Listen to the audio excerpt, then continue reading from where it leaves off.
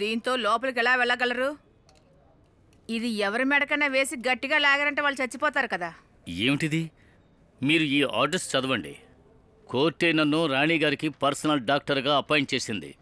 Stethoscope లేకుండా ఎలా check చేయగలను? ఒక మంచి డాక్టర్ నరాలని టచ్ చేసి పేషెంట్ జబ్బేంటో చెప్పేయగలడు. డాక్టర్లో గొప్ప డాక్టర్ ధన్వంతరి గారు వచ్చేటప్పుడు ఏం తెచ్చారు? ఏది తీసుకుని లోపలికి వెళ్ళకూడదు. డాక్టర్ సార్ని అడ్డుకొని మీరు కోర్టును అవమానిస్తున్నారు. కంప్లైంట్ వెళ్తే మీ ఉద్యోగమే పోతుంది. మీరు తప్పుగా అర్థం చేసుకుని మాట్లాడుతున్నారు. నేను చేసే పనుంది చూడండి. ఇదేమీ హరాస్మెంట్ కాదు, దీన్ని డ్యూటీ అంటారు. ఇక మీరు వెళ్ళొచ్చు.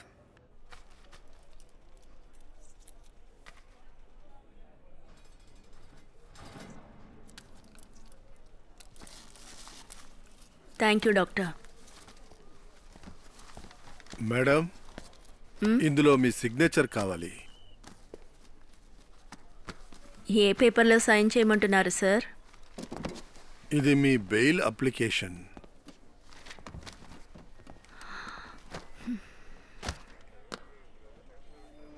బెయిల్ అప్లికేషన్ మాత్రం వదిలేయండి. ఇక దేని మీద సైన్ చేయమన్నా చేస్తాను. మేడం, 3 సంవత్సరాలుగా జైల్లోనే ఉన్నారు. ఇంకా ట్రయల్ ప్రారంభించలేదు, ఛార్జ్ షీటు వేయలేదు. అది ఎందుకంటే మాకు అగేన్స్ట్గా ఏ ఒక ఎవిడెన్సూ లేదు. దాంతోపాటు నవీన్ కుమార్కి బాగా తెలుసు కోర్టు డెసిషన్ మాకు ఫేవర్గానే వస్తుందని. అందుకే ఈ కేసుని ఇలా సాగదీస్తున్నారు. అందుకే మేడంని లోపలుంచి పొలిటికల్ బెనిఫిట్స్ని దక్కించుకోవాలనుకుంటున్నారు. ఈ డిలే కూడా బెయిల్కి స్ట్రాంగ్గానే ఉంటుంది. ఈ సందర్భాన్ని మనం వదులుకోకూడదు. సందర్భాన్ని మనం వదిలేశాం. అయ్యగారిని కాపాడి ఉండాలి. ఇంకా చెప్పాలంటే నాకు పరీక్షలు కూడా ఉన్నాయి. బెయిల్ కోసం ఆలోచిస్తూ ఉంటే నా చదువు పాడవుతుంది.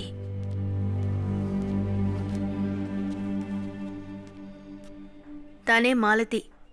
సింగ్ సార్. చెప్పండి.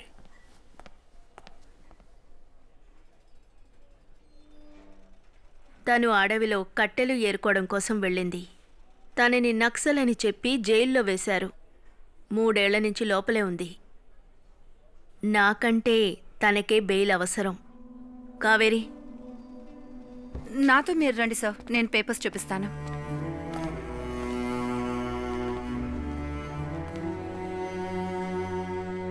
మీకోసం లాయర్ని తీసుకొచ్చాను, కానీ మీరేంటంటే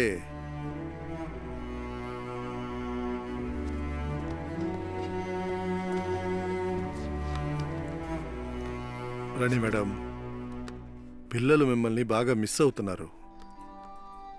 సూర్య చాలా రోజుల నుంచి ఆ తలుపు దగ్గరే కూర్చొని ఉన్నాడు. పార్టీకి మీరు కావాలి. బయట వర్కర్స్ అందరూ మీకోసం వెయిట్ చేస్తున్నారు. ఏం ఆలోచిస్తున్నారు ఇప్పటికైనా చెప్పండి. ఇక్కడ కూర్చొని ఏం చేస్తున్నారు? ఎగ్జామ్కి ప్రిపేర్ అవుతున్నాను మిశ్రా గారు.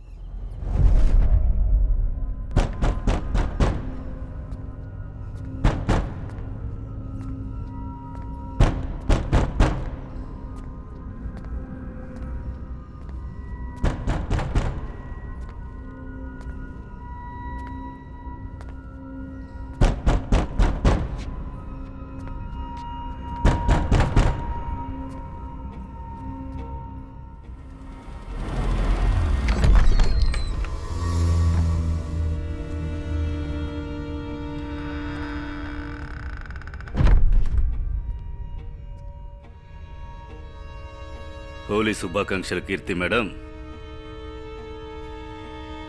ఎందుకు నన్ను మోసం చేశారు? హ?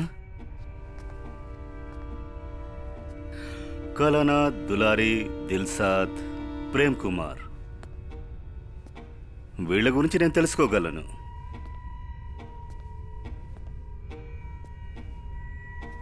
మిమ్మల్ని మనస్ఫూర్తిగా ప్రేమించానుగా. మీరు హత్య చేశారు. నా భర్తని మీరే హత్య చేశారు. అందుకని మీరు చచ్చినందుకు నేను దిగులు పడలేదు. ఏంటి, దిగులు పడలేదా? అయితే రండి, హోలీ జరుపుకుందాం. నాకు అక్కర్లేదు. అరే భయపడకండి, నీకు రంగులు ఇష్టం ఉండవని తెలుసు. హోలీ జరుపుకోవడమే నచ్చదు. కానీ నా చేతిలో రక్తపు మరకలున్నాయి. మీకు రక్తం అంటే చాలా ఇష్టం కదా? వదలండి, నన్ను వదలండి.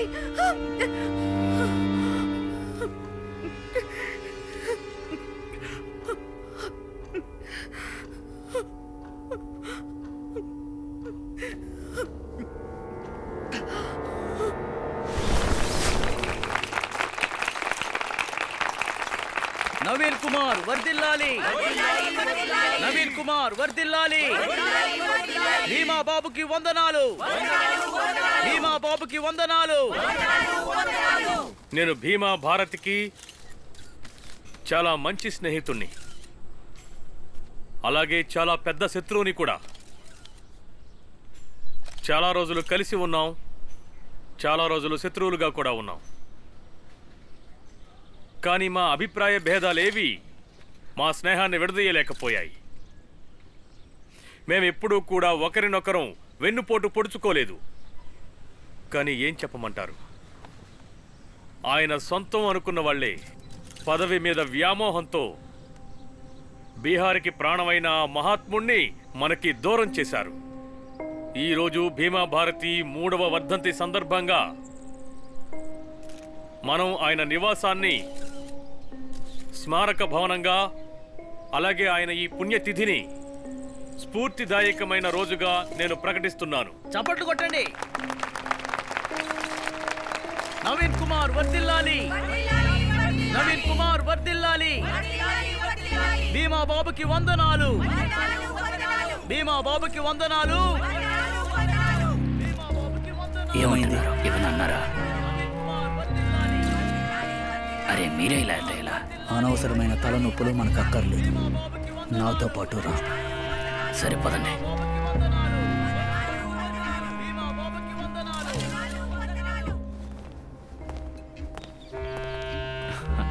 సార్ వచ్చారు. నమస్కారం. నమస్కారం. నమస్కారం నమస్కారం. నమస్కారం నమస్కారం. శుక్ల గారు ఎలా ఉన్నారు? ఏంటి ఎంత బాగుంది? నమస్కారం అండి. నమస్కారం. ఎలా పోతున్నాయి అన్నీ? నమస్తే. ఓకేనా? నమస్కారం మేడం. నమస్కారం. ఇంట్లో అందరూ ఎలా ఉన్నారు? చూసి చాలా కాలం అయింది. అందరూ కూర్చోండి, కూర్చోండి, కూర్చోండి కూర్చోండి. కూర్చోండి. అందరూ నమస్కారం సీఎం గారు. ఏంటి విషయం గౌరీ బాబు, ఈరోజు మరీ ఎక్కువగా వంగిపోతున్నారు?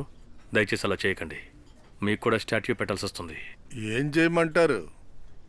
ఒక ఫైల్ని సీఎం ఆఫీస్కి పంపానుగా, 6 నెలలుగా దానికి సమాధానమే లేదు. ఇది ఫైల్ గురించి మాట్లాడే టైం కాదు గౌరీ బాబు. అయినా అడిగారు కాబట్టి వెళ్ళి బయటాన్ని కలవండి. విషం తాగమన్నా నేను తాగుతాను, బయట అని మాత్రం కలమనకండి. సరే, నేను బయట గారితో మాట్లాడతాను, మనం తర్వాత మాట్లాడుకుందాం. వస్తాను. అలాగే.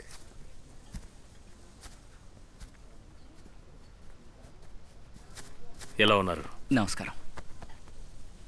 అరే జగన్ భాయ్, నేను చెప్పదలుచుకున్నది ఏంటంటే, మద్య నిషేధం వల్ల మన ప్రజలందరికీ మంచే జరుగుతుంది.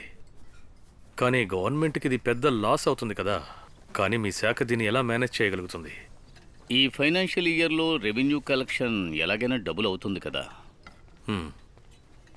చాలా సంతోషం. వెళ్ళొస్తాను. మంచిది. బయట సార్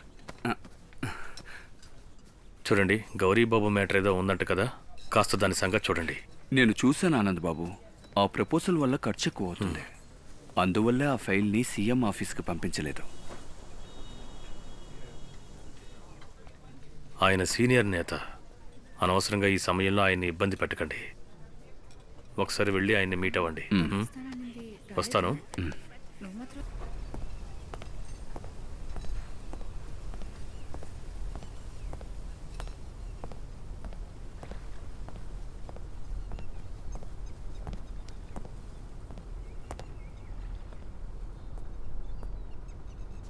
మీ ఆరోగ్యం ఎలా ఉంది ఇప్పుడు?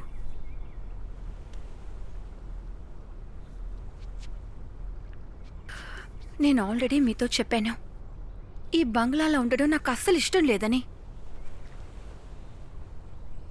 అది చాలదంటూ భీమా విగ్రహాన్ని కూడా ఇక్కడే పెట్టారు. విగ్రహం పెట్టడం వల్ల ఎన్నో ప్రయోజనాలు ఉన్నాయి, దయచేసి అర్థం చేసుకోండి. కానీ నాకిదంతా అస్సలు నచ్చలేదు.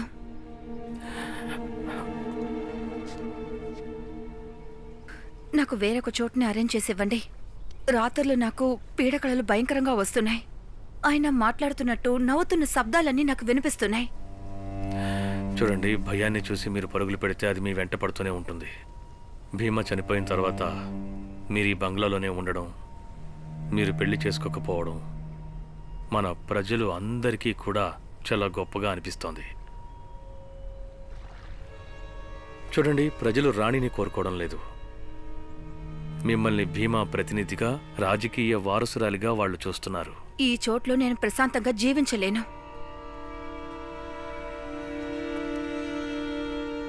చూడండి, తలకి గాయమైందంటే వైద్యం చేయించుకుంటారు కానీ తల నరికించుకోరు కదా, ఏమంటారు? అందువల్ల మీరు ఇక్కడే ఉండాలి. ఆ రాణికి ఒకసారి శిక్ష పడిందంటే తర్వాత పట్నాలో మీకు నచ్చిన బంగ్లాలో మీరు ఉండేలా నేను చేస్తాను. అంతవరకు మీరు మందులు వాడుతూ ఉండండి. మీరు ఎప్పుడూ ఆరోగ్యంగా ఉండాలి, అదే మా అందరికీ కూడా మంచిది.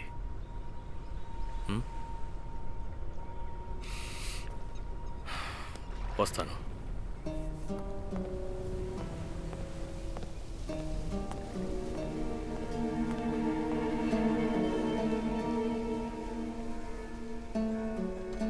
అదిగో అలా చూడండి. కీర్తి సింగ్ ధైర్యానికి మెచ్చుకొని తీరాల్సిందే. ఈ బంగ్లాలో ఒంటరిగా ఎలా ఉండగలుగుతున్నారు? నేనైతే అసలు రాత్రిపూట కూడా ఇటు రాలేను. ఇదే ఈ ప్రపంచంలో అద్భుతమైన హీరోయిన్. అంటే సినిమా అయిపోయాక కూడా క్యారెక్టర్లోనే ఉంది కదా, అందుకు. దీనికి ముందు పెద్ద హీరోయిన్ అయినా ఫెయిలే.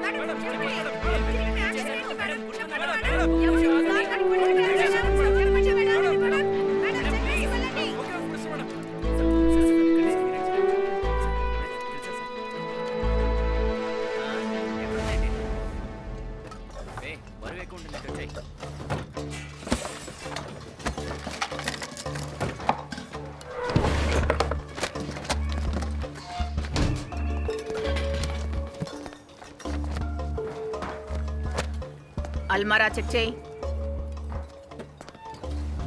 ఏం దొరికింది? ఏం లేదు మేడం.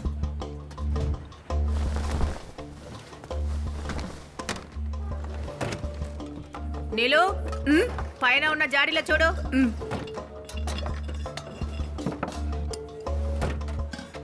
ఏదైనా దొరికిందా? ఏమీ దొరకలేదు మేడం.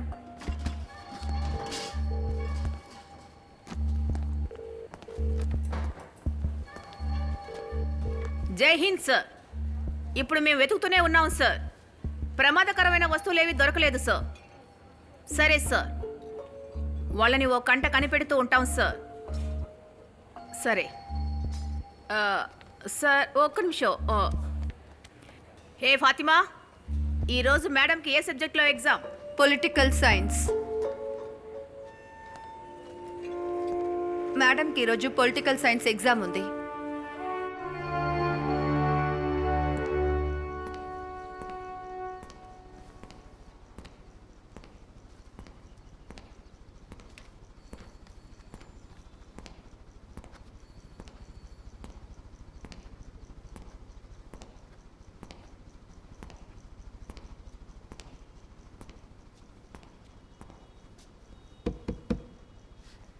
మేడం టైం అయిపోయింది.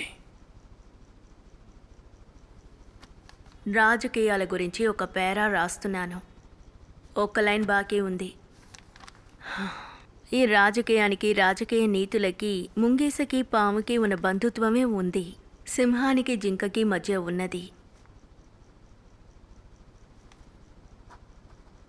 కసాయి వాడికి మేకపిల్లకి ఉన్న బంధం.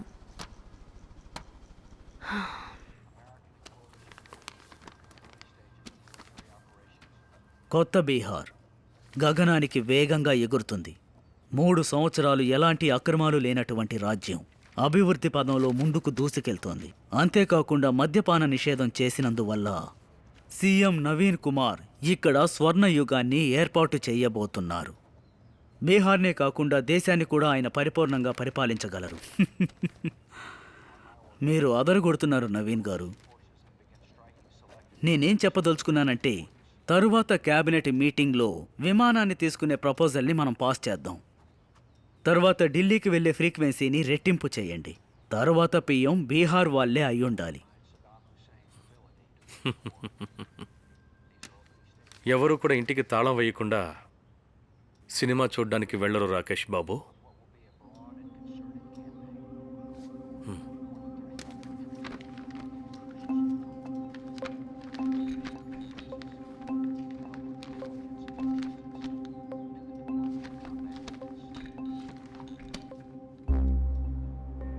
ఆకాశంలో ఎగురుతూ అన్నీ చూడాలనుకునే ఆశతో మీ ఇంట్లో ఉండే చీకటిని తొలగించుకోవడం మర్చిపోకండి. నేను మీకు ఆ రోజే చెప్పాను కదా, దులారీ బాబు నా చుట్టుపక్కలకే రాకూడదు అని. కానీ ఆ రోజు జరిగిన కార్యక్రమానికి తను ఎలా వచ్చాడు? నేను తనకి అర్థమయ్యేలా చెప్పి చాలా విసిగిపోయాను. తను అసలు నా మాట లెక్క చేయడం లేదు. మా సార్ లండన్ అది ఇదని తిరిగి రాకూడదు. నవీన్ బాబుకి పదవిలో ఎంత అర్హత ఉందో నాకు కూడా అంతే అర్హత ఉంది. నన్ను సైడ్ లైన్ చేయలేరు అంటున్నారు. నేను చెప్పి చూశాను,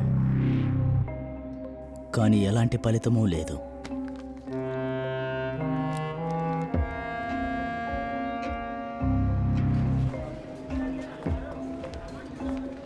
మూడేళ్లకు ముందు నా క్లయింట్ డాక్టర్ రాజీవ్ సిన్హా కొడుకు మనోజ్ సిన్హాని జగన్ హత్య చేశాడు. మనోజ్ సిన్హా ఇంకా శిల్ప హత్య కేసులో ముఖ్య నేరస్తుడు తులారీ యాదవ్ రూలింగ్ పార్టీలో ముఖ్యమైన వ్యక్తిగా ఉన్నారు.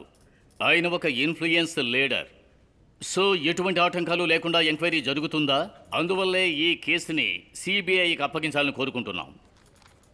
డీజీపీ సార్, మనోజ్ సిన్హా హత్య తరువాత అనుమానితుడైన దులారీ యాదవ్ని ఎంక్వైరీ చేశారా? ఏదైనా విచారణ జరిపారా?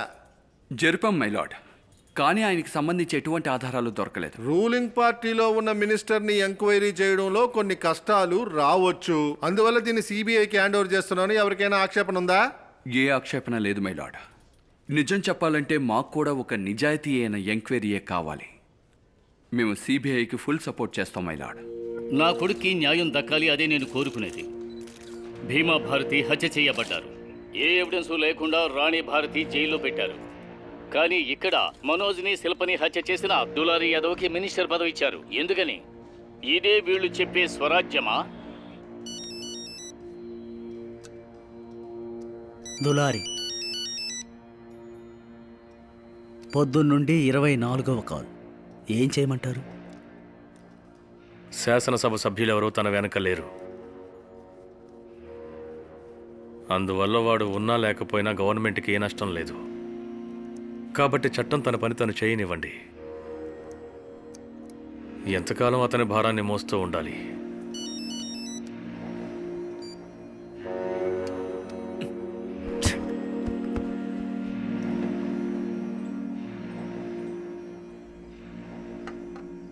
మధ్యరహిత కుటుంబం సుసంపన్న Bihar. Say no to alcohol. ఇది ఒరిజినల్ మందే కదా, కల్తీ ఏమీ లేదుగా. అరే పోలీస్ స్టేషన్ నుంచి తినగా తెప్పించా. అందులోనూ ఈ విషయంలో మన పోలీసోళ్ళ హానెస్టీని అనుమానించకూడదు. Thank you. Cheers. Naveen Kumar వేసే ప్రతి అడుగుతో ఎవరో ఒకరికి ఏదో ఒకటి జరుగుతూనే ఉంది. బాహుబలి లీడర్ దులారీ యాదవ్ మ్యాటర్ లో మన ప్రభుత్వం ఆ కేసుని సిబిఐ ఆఫీసర్లకి అప్పగించింది. ప్రేమ్, దాంతో ఈ కేసుకి బలం ఇంకా తోడైంది. దీని దులారీ తర్వాత వికెట్ నీదే అనుకుంటా. ఏంటి? నేను ఎవరికి ఎలాంటి కీడు చేయలేదుగా. లోపల మ్యాటర్ ఇంకెక్కడికో వెళ్తుంది. వీడిని నేషనల్ లెవెల్ ఇమేజ్ చేయాలనుకుంటున్నారు. తప్పు చేసిన లీడర్ అందరినీ దూరంగానే ఉంచుతున్నారు. అందుకే దులారీ కేసుని ఓపెన్ చేశారు. నీ మీద కూడా ఏదో కేసు ఉంది కదా, ఈ ధాన్యం కేసు అనుకుంటా. అరే ఏంటండి మీరు? ముందేమో మందు పోసి తాగిస్తారు, తర్వాత మొత్తం దించేస్తారు. డాక్టర్ రాజీవ్ సిన్హాని దులారీ మ్యాటర్ని 3 సంవత్సరాలుగా పట్టుకొని తిరుగుతున్నారు. నవీన్ బాబు ఏం చేస్తున్నట్టు? నిజానికి నాకే అర్థమవుతుంది. ఈ మధ్య మీరు నవీన్ బాబుకి వ్యతిరేకంగా ప్రవర్తిస్తున్నారు. మంత్రి పదవి దక్కలేదన్న కోపం మీకు ఉండనే ఉందిగా, ఇంకేమై ఉండదు. ఆడు నీకేమిచ్చాడేంటి? టైము ఏం నిర్ణయించారు? నాకేమో కరెంట్ అఫైర్స్, నీకు జంతువుల శాఖ. మనం అనుకున్నది మనకేది దక్కలేదు. కానీ ఆ బయటకి పీడబ్ల్యూడి. ఇలా చూడండి గౌరీ బాబు, ఆయన ఇచ్చిన మాటని నెరవేర్చలేదని తెలుస్తోంది. కానీ 3 సంవత్సరాలుగా ఆ పదవిలో ఆ కుర్చీలో కూర్చొని ఆయనే కదా అనుభవిస్తున్నారు. లేదంటే రాణి భారతి స్థానంలో మనం ఉండుండాల్సింది. ఇలా చూడండి, నేను చెప్పేది వినండి. నవీని ఢీ కొడితే ఏదీ జరగదు. వాడిని ఎదిరించమని నేను చెప్పలేదుగా. నేను సర్వైవల్ని తోడుగా ఉంచుకోమని చెప్తున్నా. ఏంటి సర్వైవల్? నేను నీకు పూర్తిగా వివరిస్తాను. అన్నిటికన్నా ముందు మనం ఒంటరిగానే ఉన్నాం. ఆ ఒంటరితనంలో ఏమీ చించలేమని అర్థమయ్యింది. అప్పుడే భీమాతో కలిసిపోయాం.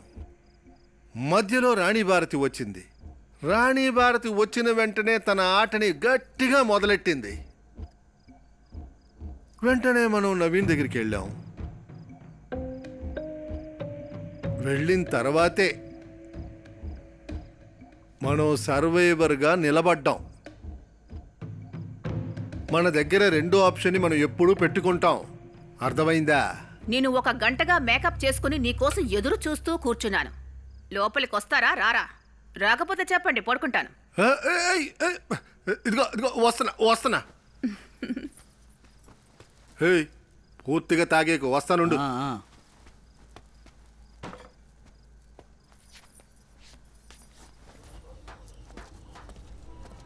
సార్ ఈరోజు ఎంత? 7 ఉంటే చాలు. ఏంటి కేవలం 7? అసలు ఏం జరిగింది సార్? ఎందుకు ఇంత తక్కువ చెప్తున్నారు? అరే సీఎం గారు స్టేట్మెంట్ ఇచ్చారు సారాయ్ బందోర్ నుంచి. ధరోహర్ సింగ్ ఢిల్లీ మీడియాలో కూడా ప్రింట్ అయింది. అందువల్ల ఇప్పుడు నేను ఏం చెప్పినా అది చెయ్యి చాలు. ఇది చాలా అన్యాయం. మీరు ఇలాగే పట్టుకుంటారా? నన్ను వదలండి. పైనుంచి ఆర్డర్ వచ్చింది. చెప్తే అర్థం చేసుకోండి సార్. బండిని వదిలేయండి. ఏంటి వాడు గొడవ చేస్తున్నాడు? మీ సార్ని పిలువు, మాట్లాడతాను. ఏంటి కొత్తగా చేరావా? మీ సార్ని పిలువు, మాట్లాడతాను. చూడండి, నాతో ఏం మాట్లాడద్దు. మీ సార్ని పిలవండి, నేను అతనితో మాట్లాడుకుంటాను. సార్. ఏంటి బాబు? నమస్తే సార్. ఏమైంది? సార్, ఈరోజు మీరు 1 ట్రక్ని పట్టుకోవాలి, 2 ట్రక్స్ని పట్టుకోకూడదు. 2 ట్రక్కుల్ని సీజ్ చేయాలని ఆర్డర్ వేశారు. ఏం తీసుకెళ్తున్నారు? జహాంగీరా లేకపోతే గఫూరా, లేదంటే 2నా? సార్, జహాంగీర్ గఫూర్ అంటే ఏంటి సార్? ఏంట్రా నువ్వు కొత్త? కొత్త అని అడుగుతున్నా. రే, జహాంగీర్ అంటే ఇంగ్లీష్, అదే గఫూర్ అంటే లోకల్, ఊరి సరుకు. అర్థమైందా? సార్, ఈ బండి ఎవరితో తెలుసుగా? ఎవరి బండో మాకు బాగా తెలుసయ్యా. అందువల్ల ఈరోజు 2 ట్రక్కులు పట్టుకుంటున్నామని మీ ఓనర్ కూడా తెలుసు. అర్థమైందా? బయలుదేరా. 2 ట్రక్కులు తిన్నగా పోలీస్ స్టేషన్కి పంపించండి. మిగతా ట్రక్కులన్నీ వదిలేసేయండి.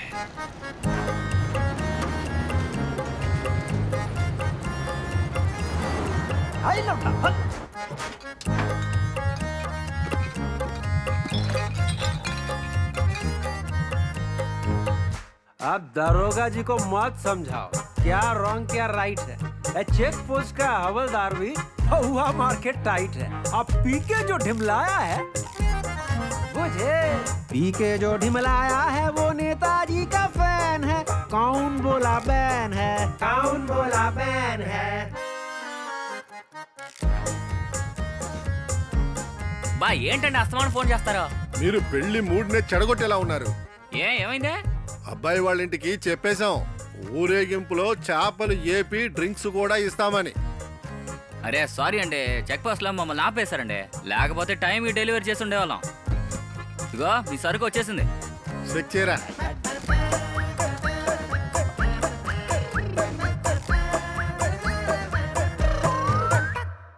गजब यहाँ रंगदारी सबने लंबी लंबी फेंका है।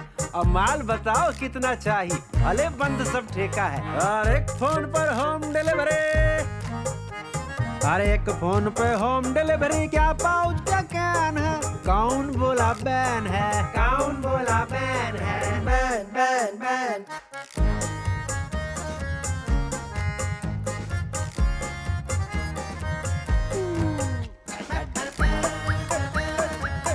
అయ్యారే, ఓ కోట నాకు కూడా కొని పెట్టండి. మద్యపాన నిషేధం వచ్చినప్పటి నుంచి ఇంగ్లీష్ మందు కొనుక్కోలేకపోతున్నా. ఒక రోజుకి ఎంత సంపాదిస్తావేంటి? ఓ రోజుకి 50 100. ఈ చూడు, నీ నెల సంపాదన కంటే ఈ బాటిల్ ధరే ఎక్కువ, కాబట్టి మూసుకొని ఊరు సరుకు తాగు. संपूर्ण राज्य में नाकाबंदी, सब सरकारी आर्डर है। आज जाके देख तमाशा जो बक्सर बलिया का बॉर्डर है। बड़े कांड सब करते रहते ये लौंडा 25 में और डबल मुनाफा बेच रहे सब पॉलीथीन और सीसी में। आई छोटे लाल का छुटका, छोटे लाल का छुटका हुआ बड़का सेल्समैन है। कौन बोला बैन है, कौन बोला बैन है।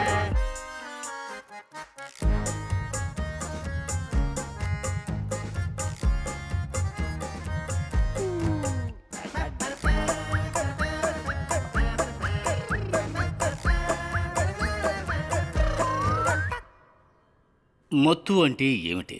అది ఒక భావన, ఒక సంతోషమైన స్పందన. నెరవేరని మన కోరికలు నెరవేర్చుకోవడానికి ఈ మార్గంలో మనం ప్రయత్నాలు చేయాలి. ప్రజల ఆశలు నెరవేరకుండా పోయినప్పుడు మానసిక చంచలత్వంతో వాళ్ళు మత్తును వెతుక్కుంటూ వెళతారు. అందువల్ల మనమందరం ఈ మత్తు కోసం తిరుగుతూ ఉన్నాం, అడవిలో ఉండే జింకలాగా.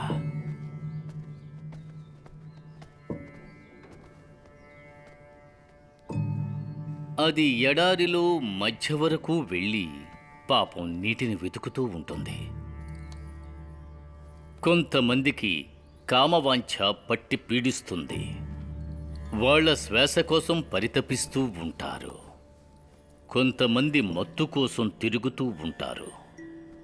ప్రభుత్వం మద్యపాన నిషేధాన్ని అద్భుతంగా అమలు చేస్తోంది, కానీ ఈ పరిశుద్ధమైన మత్తు నుంచి బయటపడడానికి మీకు భక్తి అనే మత్తు చాలా అవసరం.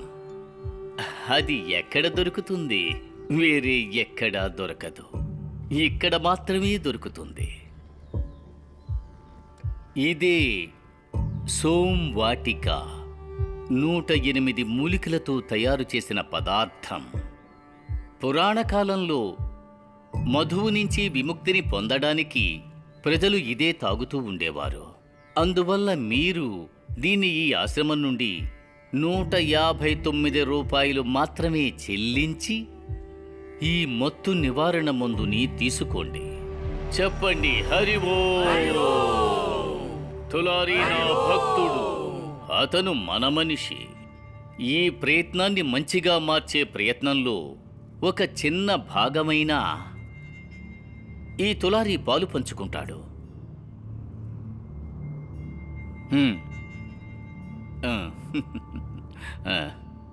ఇలాగే ధర్మాన్ని ఆకళింపు చేసుకోవాలి. సరే,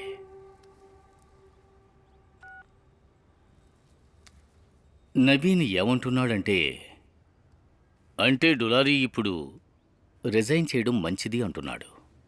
పోను పోను పరిస్థితి ఎప్పుడు నార్మల్ అవుతుందో అప్పుడు మళ్ళీ క్యాబినెట్లో స్థానం దక్కుతుందట.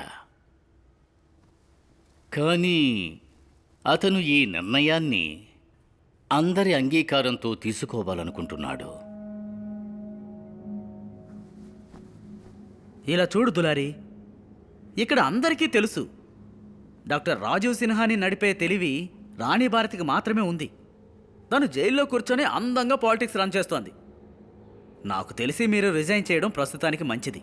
అయినా కొన్ని రోజులు ప్రశాంతంగా ఉండండి, విదేశాలకు వెళ్ళి ఎంజాయ్ చేసిరండి. మనందరికంటే గొప్పది ప్రభుత్వం. దానికి ఎటువంటి ఆటంకం రాకూడదు. అందువల్ల నా ఉద్దేశం ఏంటో చెప్తాను. దులారీ రిజైన్ చేయడం మంచిది. నవీన్ బాబు రాబోయే రోజుల గురించి ఆలోచిస్తున్నారు. అంచేత ఆయన మాట వింటే మనకేం మంచిది. ఒక విషయమయ్యా, సొసైటీకి మనం మర్యాద ఇవ్వాలి. అందరూ దీనికి ఒప్పుకుంటే నా ఓటు దానికే.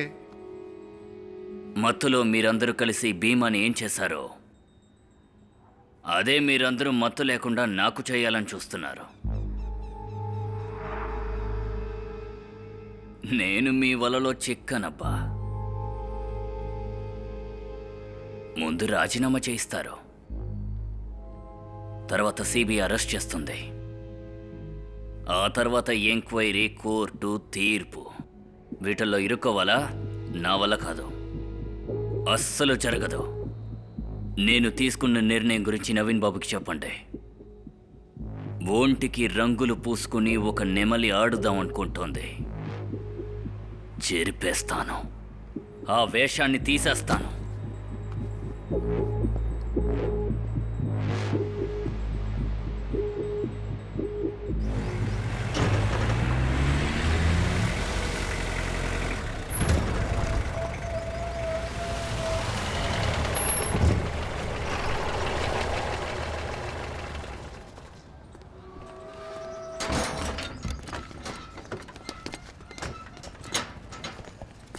అయ్యగారు, అయ్యగారు, అయ్యగారు, అరే అయ్యగారికి ఏమైంది? త్వరగా అంబులెన్స్ పిలవండి. త్వరగా, రండి. అయ్యగారు, అయ్యగారు, లేవండి అయ్యగారు. గాంధీ గారు చెప్పేవారు, పాపానికి భయపడండి, పాపాత్ములకి కాదు అని. ప్రతి ఒక్కరికి మారడానికి ఒక అవకాశం తప్పకుండా ఇవ్వాలి. అందువల్ల ఈరోజు బీహార్ ప్రభుత్వం ఇస్తున్న క్షమాభిక్షతో మేం 18 మంది ఖైదీలను విడుదల చేస్తున్నాం.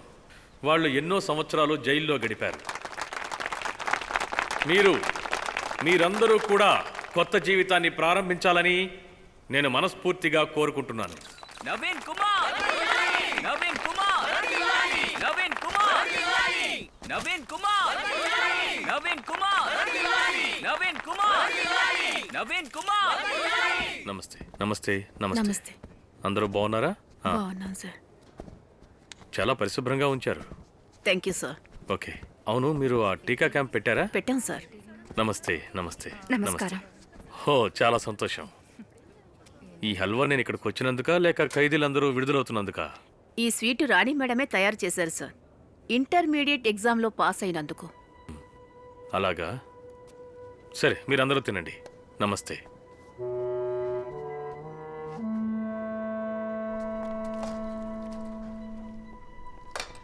నమస్తే రాణి గారు.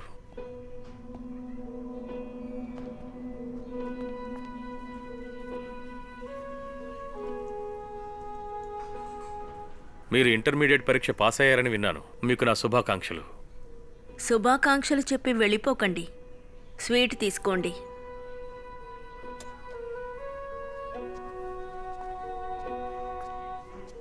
వద్దు.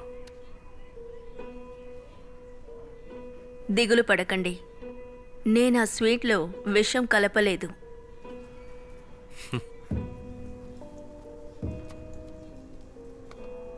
ఇదిగోండి, తినండి. మీరు వైఫ్గా చాలా మంచి పేరు తెచ్చుకున్నారు రాణి గారు. కానీ దారుణమైన పాలిటిక్స్. ఈరోజు ఇక్కడ మిమ్మల్ని ఇలా వంటగదిలో చూడడం చాలా బాగుంది. భీమా చాలా మందిని భోజనానికి ఇంటికి పిలుస్తూ ఉండేవాడు, కానీ నన్ను మాత్రం ఎప్పుడూ పిలవలేదు. పర్వాలేదు, దాందే ఉంది. ఇంట్లో కాకపోతే జైల్లో.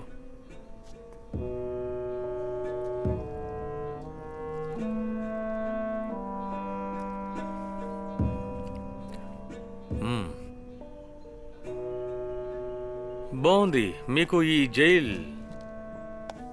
బాగా నచ్చిందని అనుకుంటాను.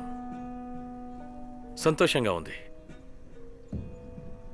మీకు నచ్చినట్టు ఇంకా చదువుకోండి. 12వ క్లాస్ ఏంటి, గ్రాడ్యుయేషన్ చేయండి, పిహెచ్డి చేయండి. ఎందుకంటున్నానంటే మీరు 15-20 ఏళ్ల పాటు ఇక్కడే ఉండబోతున్నారు కదా. సార్,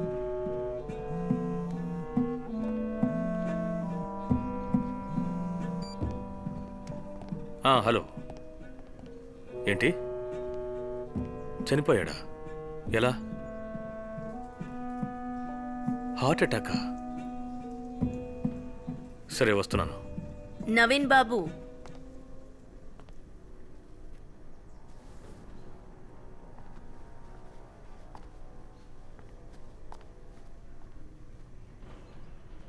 నేను 4వ తరగతి ఫెయిలు.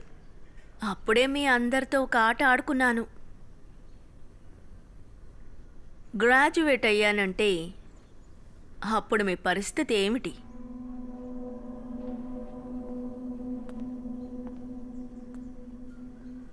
మీరేమంటున్నారు? తులారి యాదవ్, అది హార్ట్ అటాక్ కాదు.